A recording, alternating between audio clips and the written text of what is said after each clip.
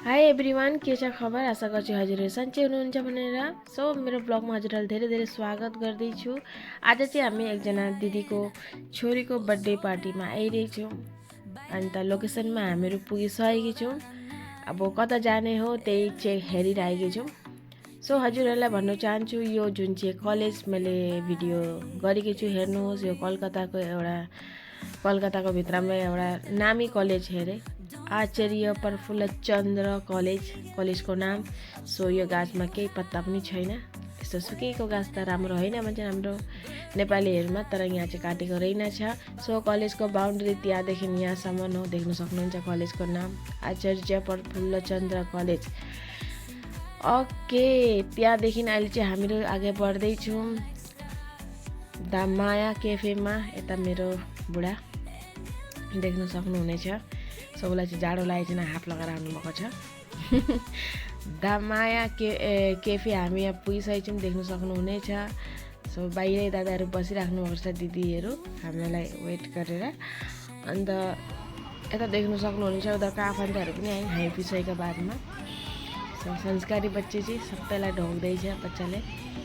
यही त हो आमा बाबाले शिक्षा दिएको। अनि यो भित्र द माया केफेको नजारा हजुरहरूको लागि। सो सिम्पल छ, सिम्पल तरिकाले बर्थडे गर्ने अरे सेलिब्रेट। किनभने मर्निङ उनीहरू गएर अनाथ आश्रममा उनीहरूले दान पुण्य जति गर्नुपर्ने गरिसकेका छन्। सो यो चाहिँ एकदम क्लोज फ्रेन्डहरूलाई साममा बोलाएर बर्थडे पार्टी गरेको।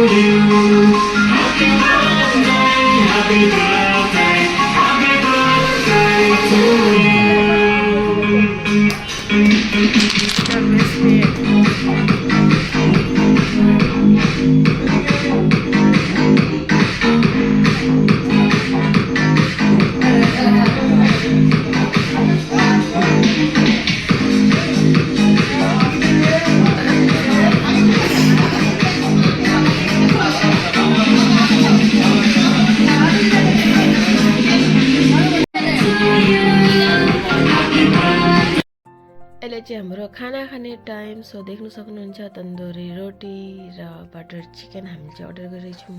अरू पनि छ खानेमा बहुत आइटम।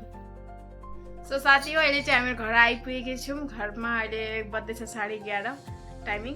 अन्त अब हामीहरू सुत्नुपर्छ, किनकि भोलि बिहान फेरि मर्निङ हामीहरूको त्यस्तै ड्युटी स्टार्ट हुन्छ, बिहान उठ्ने बित्तिकै काम। अन्त आज चाहिँ मतलब पार्टीमा चाहिँ गएर राम्रो लाग्यो, खानापिना सब राम्रो थियो। तर त्यही हो, किनकि म चाहिँ कसैलाई पनि चिन्दिनँ नि त त्यहाँ, त्यही भएर अलिकति मलाई चाहिँ बोर लाग्दै थियो। बाँकी सब ठिक थियो। अनि धेरै दिनको बादमा यस्तो पार्टी एउटामा गएको, किनभने यहाँ यति खास हाम्रो जान पहिचान पनि छैन। सो इन्भाइट पनि कम हुन्छ हामीलाई। अनि त्यही हो साथी हो, हजुरहरूलाई उम्मेद गर्छु मेरो भिडियो मन पर्यो भनेर।